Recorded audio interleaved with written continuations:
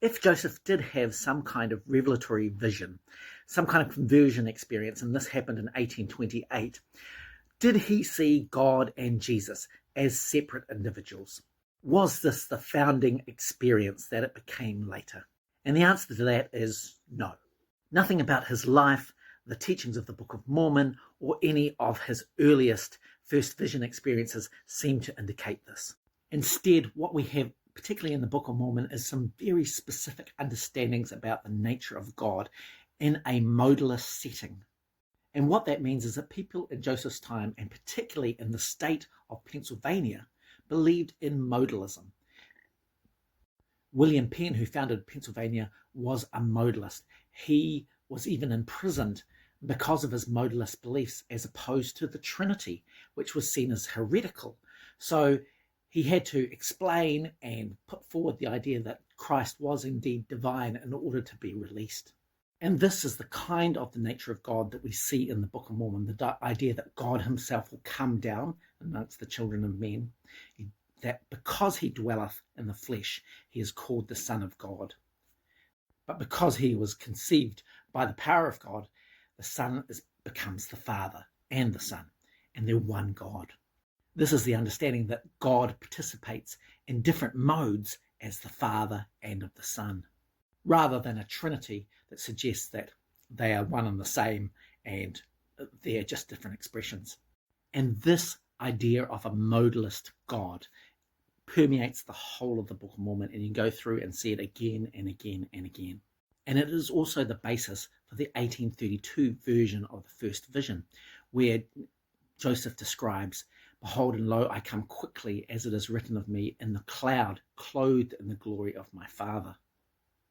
Here, the modalist idea of Jesus being clothed in the Father, taking on different modes as he participates in the process of revelation. This is the kind of God that Joseph envisioned, the idea of a modal Jesus, a modal Father.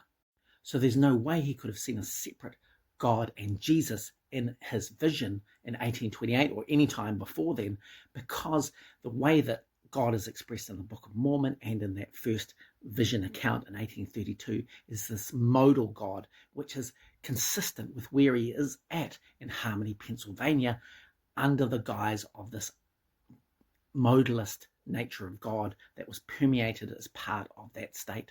He doesn't conceive of a separate individual God and Jesus till at least 1835, and even the 1832 account really is not quite as distinct as we see them in later on in the Nauvoo period as a tangible God the Father, a tangible God the Son, and even a separate God the Holy Ghost, not yet embodied in flesh. So not only is there not a possibility that Joseph had this experience prior to 1824 at least, and it's likely that it's 1828, but it's very unlikely that he saw a separate God in Jesus because he hadn't envisioned that yet. It wasn't a part of his makeup. It's not a part of the doctrines and the theology of the Book of Mormon or his earliest 1832 account of his vision.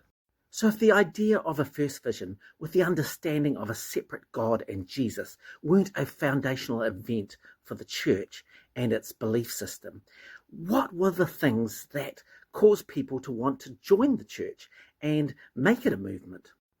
The answer will surprise you. The Book of Mormon certainly had a number of themes that resounded with people in the early 19th century in America, particularly those who were poor and marginalized, who saw the Book of Mormon as kind of fulfilling prophecy and enabling them to be a part of something great. But the witness that this was all true was embodied in spiritual gifts, and particularly speaking in tongues. The charismatic gift, glossolalia, was a really big deal in the early church from at least 1830 right through to 1834, 35, even 1836, because people understood the revelatory ideas of the gospel of Jesus Christ embodied in the church that Joseph founded by means of the speaking of tongues. And this was available to all, young and old, and particularly for women who would be able to prophesy in the name of God through the speaking of tongues. So this made it feel like a very egalitarian, very communal understanding of God, something that they could all participate in. And this was something that they did.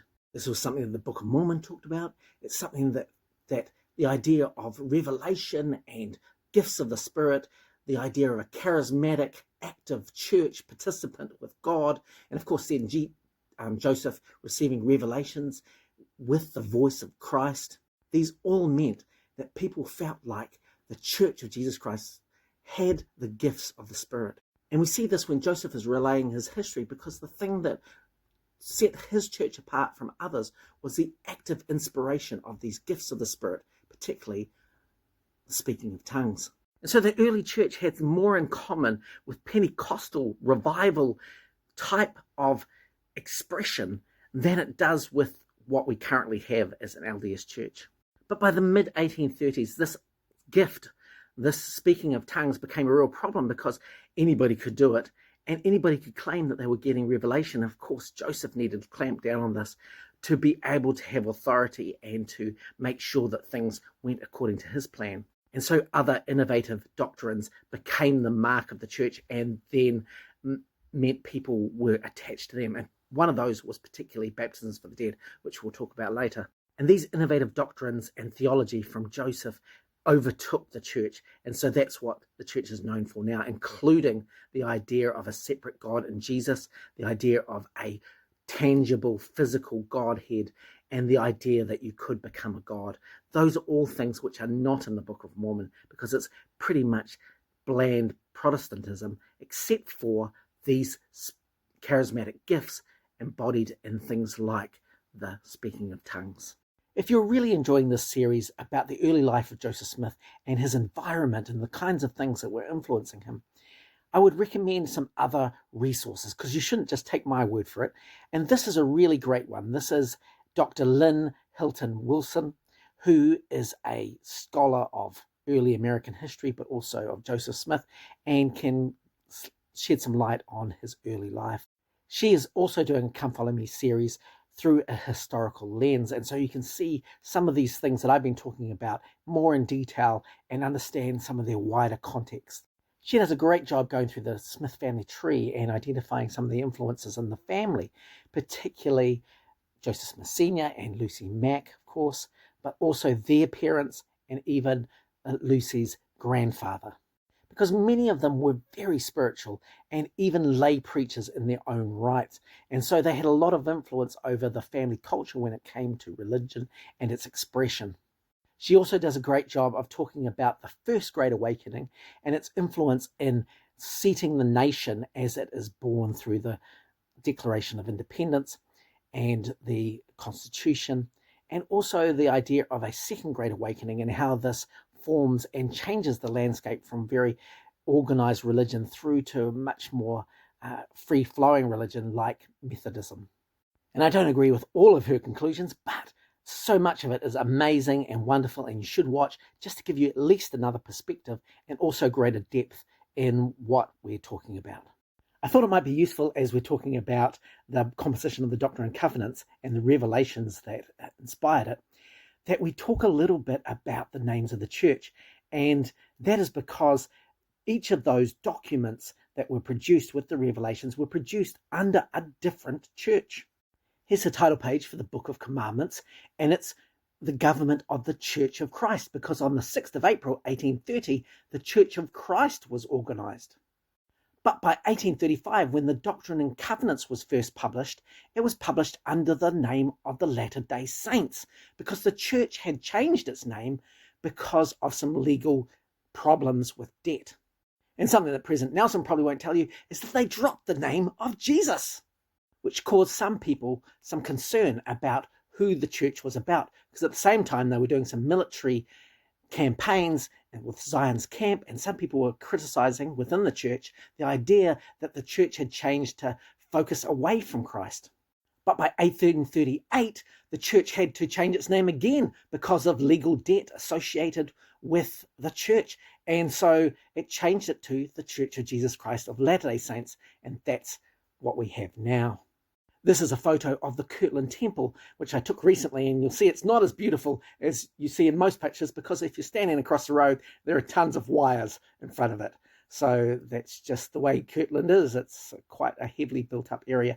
But one of the things of note to look at is that the name on this temple is the Church of the Latter-day Saints, because the temple was completed in 1836 during the time that it was called Latter-day Saints. And so the placard on the temple says, House of the Lord, built by the Church of the Latter-day Saints, AD 1836. But there is also another name for the church, and that is Mormonism.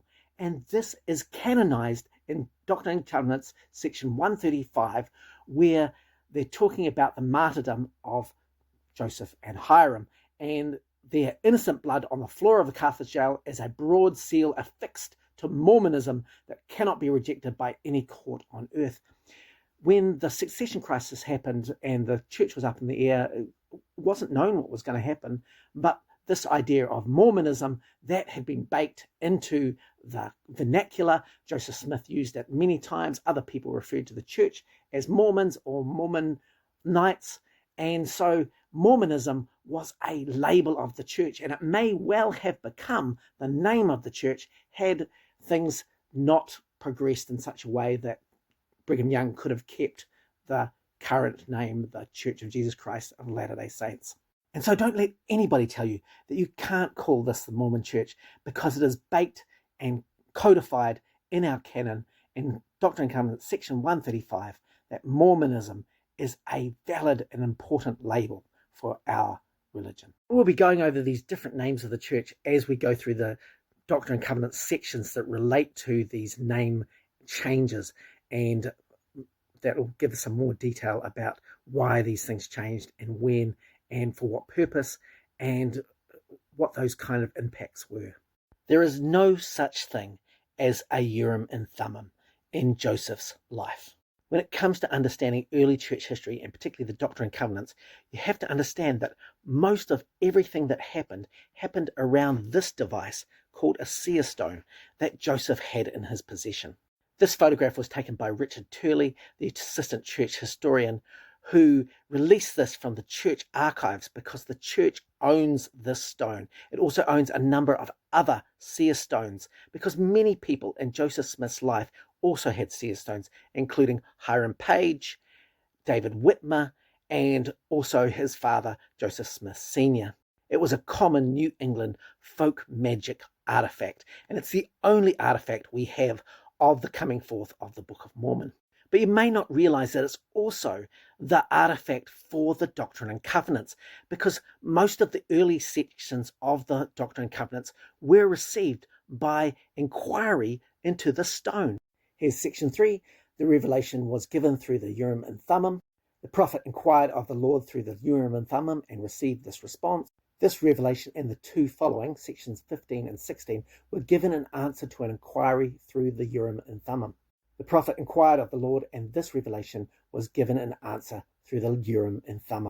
Now, I said at the beginning that there's no such thing as the Urim and Thummim, because Joseph only referred to these in this time period as the interpreters, because that's what the Book of Mormon called the seer stones that it had in its possession.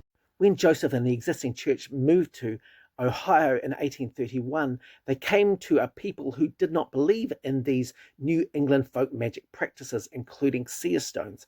And so W. Phelps coined a term in July of 1832 with a biblical reference to Urim and Thummim. And the Urim and Thummim were basically two stones that the priests had in the Old Testament, and they identified yes and no. Basically, you'd put them in a bag, the priest would pray and pull out one of the stones, and it would give him the understanding of yes or no. This term Urim and Thummim became very popular because, of course, seer stones were a blight on the reputation of the church, but Urim and Thummim was an Old Testament practice that could be applied to the use of these stones and obscure its folk magic tradition. So all of the revelations were backdated with an updated reference to Urim and Thummim, and interpreters were taken out. But we're really only ever talking about the the seer stone. And so if you replace Urim and Thummim with seer stone, that would be more historically accurate. And we know this because Emma testified to this, David Whitmer testified to this, Isaac Hale testified to this, Emma's brother Alva testified to this, Joseph's neighbors testified to this. This is also in the 1826 trial that Joseph had for glass looking. And most importantly, this is the only artifact we have. There is no such thing as the Urim and Thummim. We have no idea where it is, what it looks like. People tried to explain it because they wanted it to be special, but really we're only ever talking about the seer stone. And the seer stone is the mechanism by which Joseph produced the Book of Mormon and also produced the early parts of the Doctrine and Covenants. After a while, of course, once he got to Ohio, people relied on him. They didn't believe in the same folk magic tradition or powerful seer stones. He didn't need them any longer. But he did return to using seer stones later on, particularly for his production of the Book of Abraham. And many people in the early church, particularly those from New York, kept seer stones the whole of their lives and used them in their revelatory manner. And we also have other people with other parts of folk magic tradition who are also using their skills, including Oliver Cowdery. And this is a big part of the early Doctrine and Covenants, the idea of him using a divining rod. Early church history, the coming forth of the Book of Mormon, was heavily influenced by folk magic practice that Joseph and his family engaged in. A Keeper of the Flame writes of Richard Bushman, "It doesn't make any sense that someone who claims to be a believing member would be so dishonest, yet here we are with Bushman writing anti-Mormon nonsense as if it were true." I get that the changing narrative of the church is really difficult, particularly around the seer stone, because we have been told that Joseph looked at the plates with glasses, some kind of spectacles, a Urim and Thummim, and that was the means by which the Book of Mormon was translated and produced. And that just is not the case. It was a seer stone in a hat, Joseph bearing his face in that hat and dictating to his scribes the story of the Book of Mormon. The plates were either covered in the room or they weren't even in the house. So Joseph didn't need the plates in order to produce the Book of Mormon. Nobody saw the plates because they weren't used in any kind of translation kind of process. This commenter blames Richard Bushman for this particular narrative gaining traction and becoming something that the church has adopted when it is spurious. And yet Bushman is just relying on the historical record and other people before him. James Allen and Glenn Leonard did this book commissioned by the church in 1976 that talked a little bit about the folk magic seer stone treasure-seeking culture that Joseph and his family were involved in. And then the church commissioned Richard Bushman to write this book, Joseph Smith and the Beginnings of Mormonism, and part of a multi-volume series to address history in a way that was more responsible with regard to the beginning of the church. But then the apostles got cold feet and scuttled the project, and so Bushman published this in 1984 independently of the church. But by 2005, the internet had made a lot of these source materials available to anybody with a computer. And so they had to address the idea that the treasure seeking and seer stones were part of Joseph Smith's early life.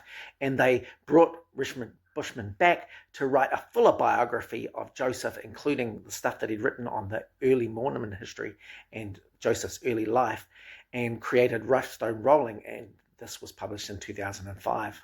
And more recently, the church has produced these Saints volumes to talk about some of these things. Although they go into very little detail, they do reference Joseph's treasure digging days and reference Rough Stone Rolling. Here is page 21. You can pause it and read it. And it talks a little bit about Joseph Smith's treasure-seeking youth. And it references Rough Stone Rolling, so you can go and get more detail from there.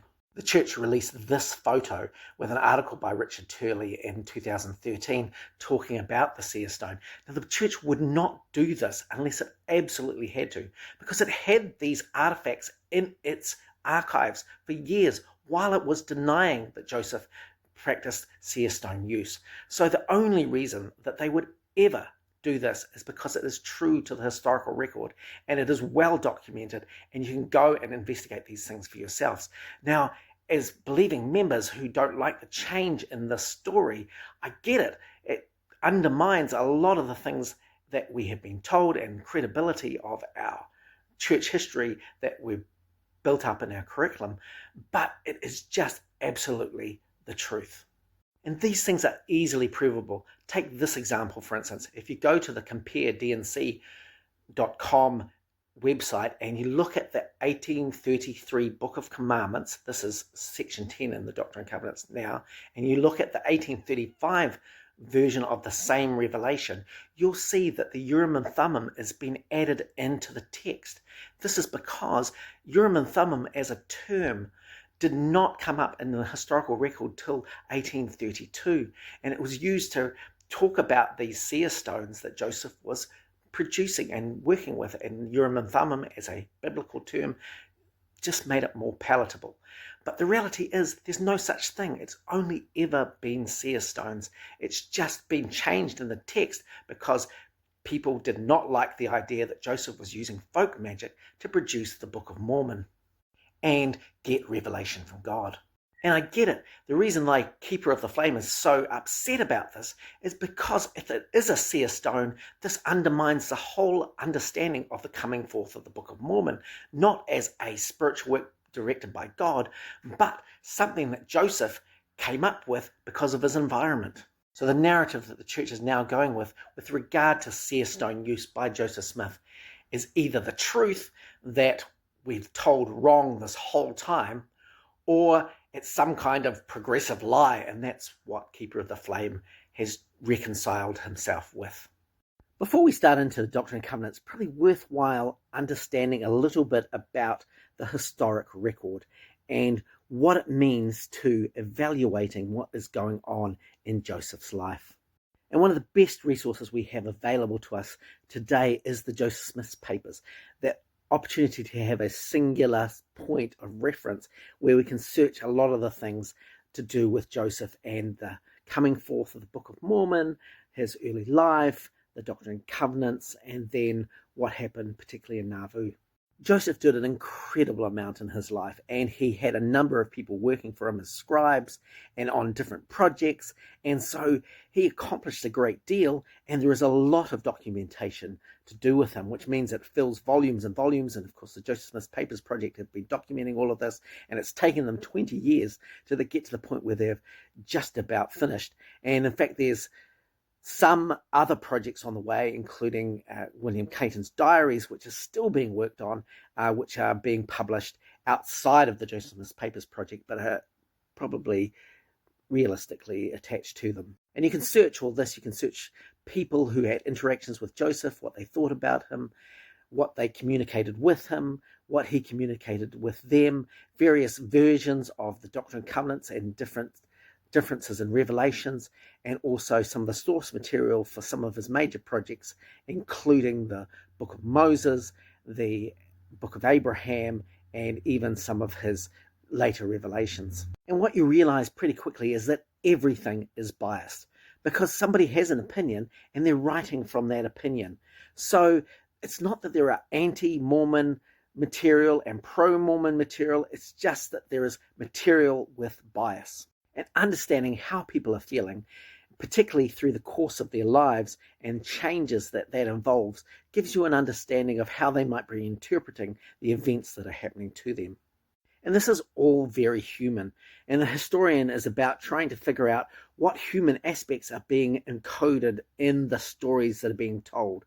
Because, of course, as people tell stories, they then see those stories take on a life of their own because they often capture people in different ways. And the ways in which those stories get retold then tells the story of how that evolves over time. And so if you're going to look at the historical record, you need to understand a few things about what is being told. And firstly, it's when it's being told, who it's being told by, and how that story might have changed by that person and other people around it as it goes on in time. A good example of this is what we've just been talking about with the seer stones. And LDS Lyon has kind of push back a little bit on this historical record. What is it? And can't we just take into consideration what people said later about their experience? And yes, we absolutely can, but we also need to consider what they said earlier.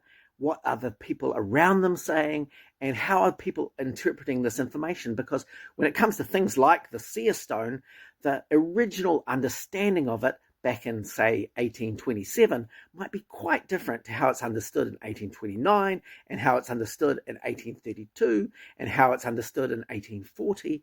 And the stories around it might change depending on the people and their interaction with it, plus what is going on for them in the societies they are in. So we're looking for consistencies across different independent witnesses, which may give us an understanding of how people understood things at the time. We're looking at the time frame that they're talking, and we're looking at what happens later when the story changes, why those events might have changed depending on the circumstances around it. So this is the egg-shaped jasper seer stone that Joseph dug from a well from Willard Chase, and he acquired this from Willard Chase. It's actually Willard Chase's, and he got it from him. He believed it was special, and he wouldn't give it back. That's at least according to the record that Willard Chase gave in 1833. And of course, there were no accounts of Joseph Smith prior to the Book of Mormon, so we don't know these things very exactly. But 1833 is pretty close, and these people are neighbors, and maybe they're not feeling great about Joseph, which means that they've got a bias against him. But when you look at the neighbor accounts and look at some of the things that they are consistent about, and also what the family is saying, or friendly accounts might say, you can get an idea of what seer stones are all about and how they influence and connect with the Book of Mormon. You can also take accounts in different parts of the country, because Joseph was also in Harmony, Pennsylvania, and so the Hale and Lewis family had a different understanding of Joseph and had different biases against him. So the ways that they're talking are different. However, when they're consistent with what other people are saying in other places, this gives you some reliability, particularly if some of those sources are friendly sources. So when we track seer stone through the historical record, we see that it's being used by Joseph, but then other people in his immediate environment, particularly the Whitmers and Hiram Page, they also have seer stones and they're using them. So in this New York folk magic scene, this is not uncommon. But when they go to Ohio, people don't understand this, and so they're wary of it. They want to explain it differently, and this is where the term Urim and Thummim comes up, and that is put into the historical record from 1832 and adopted as the name and wording for the seer stone. And we know this because in Kirtland, he is using a seer stone to give patriarchal blessings. And then later he's showing his seer stone to people, and they're calling it the Urim and Thummim. And he is using it, part of it, for the translation or production of the Book of Abraham. So we know he's keeping on using this instrument, which is then termed the Urim and Thummim and referred to by these people on that term as this seer stone. So what about the Nephite interpreters and the spectacles? And those seem to be attached to the getting of the gold plates, but they are used as an artifact and then quickly discarded because it's really about the seer stone. And so people have some reminiscence about the idea of handling, or at least under cloth, the spectacles. And so that becomes conflated with this Urim and Thummim.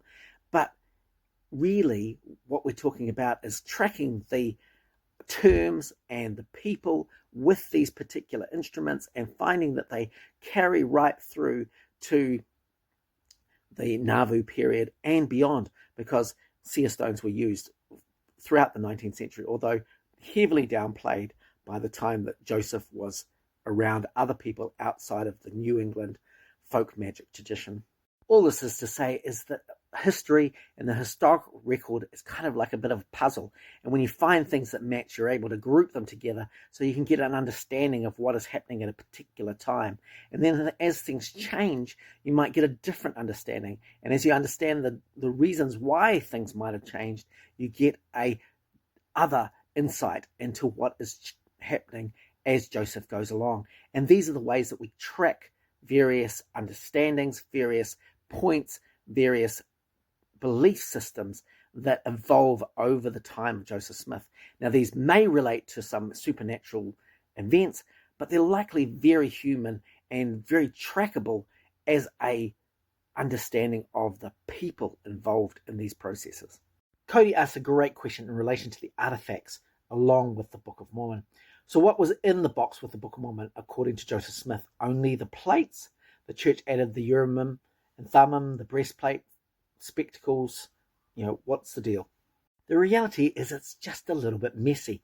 And I think it's a bit messy because when the Book of Mormon's story was unfolding with the Smith family and Joseph, things were being told and recounted and changed as the time was going along.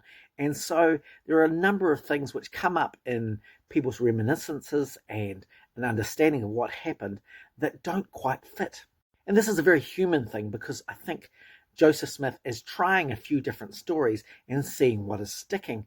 And so we get these kind of ideas of bits and pieces, and then they don't kind of end up being something, and some of the stories get changed, and so it's just a little bit tricky. For instance, Joseph was involved in folk magic, and his family were too, and so the idea that there was a treasure that they were going to be exclusively able to access was a really big deal. And one of the ways that people might have done this is through a guardian spirit. And this is what we talk about when we talk about Moroni, because the first iterations of the story about Joseph learning about the plates and this treasure are from the perspective of a treasure digger.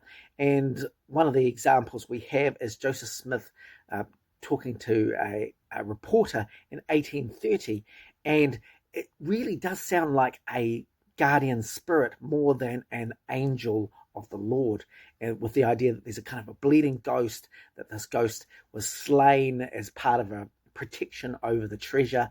And these are the earliest iterations of this idea of an angel. In fact, Moroni as a name wasn't coined till much later. It was just kind of this guardian spirit. One of the other parts to this is that Lucy Mack and even Oliver Cowdery talked about how this guardian spirit required some exactness from Joseph, and when he was a little bit lax, the guardian spirit shocked him. The treasure guardian of the gold plates acted violently towards Joseph. Now, this is not an iteration of the story that we talk about today, but it's absolutely in the historical record, and it's talked about in Oliver Cowdery's accounting of Joseph Smith's experience in 1835 and in Lucy Mack's accounting of Joseph Smith's life in 1845. But because this is part of the folk magic tradition, this gets downplayed and disappears from the stories that we talk about Moroni. Moroni is this benevolent figure that is guiding Joseph, not some kind of a taskmaster that enacts exactness over what he needs to do. So the same thing is true of some of the other artifacts that Joseph talked about as being with the golden plates. And the first one is the breastplate and the spectacles. And these are things that Lucy Mack talks about in her reminiscence and that others talk about too, but they don't really exist, or at least we don't have many accounts of them actually turning up. So it seems like they are part of the story, but they get lost. And so people remember a few parts, and so it's added in, and nobody quite knows where they belong. The breastplate and the spectacles supposedly came from this ancient race of giant people, which the Jaredites were supposed to be. So they were incredibly large. In fact, one account suggests that Joseph took the stones out of the spectacles and put them in the hat singularly so he could see them, because he couldn't look through both pieces of glass at the same time, because they're designed for a giant, not for a normal human. But again, that part of the story, these folk story beginnings of the Book of Mormon, don't make its way into the later accounts and disappear with the folk magic tradition.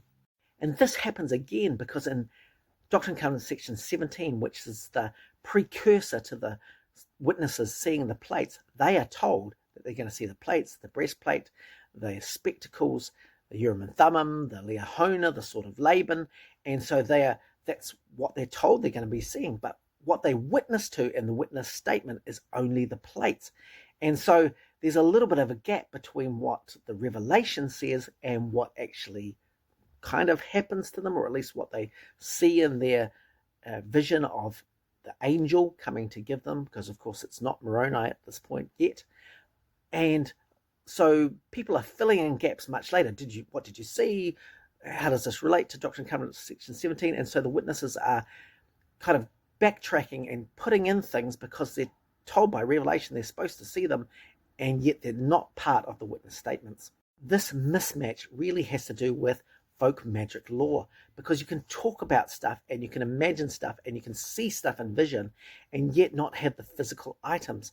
So what the only physical item that we have that we can reliably talk about is the seer stone. The breastplates and the spectacles come up as terms, but people just can't place them in time and space. So this leads to all kinds of renditions about how the translation process happened, when actually the only thing that we have a consistent measure of is the stone in the hat. That is why historians like Leonard Errington and Richard Bushman and others really talk only about the seer stone, because that's the only thing that the historical record is consistent about.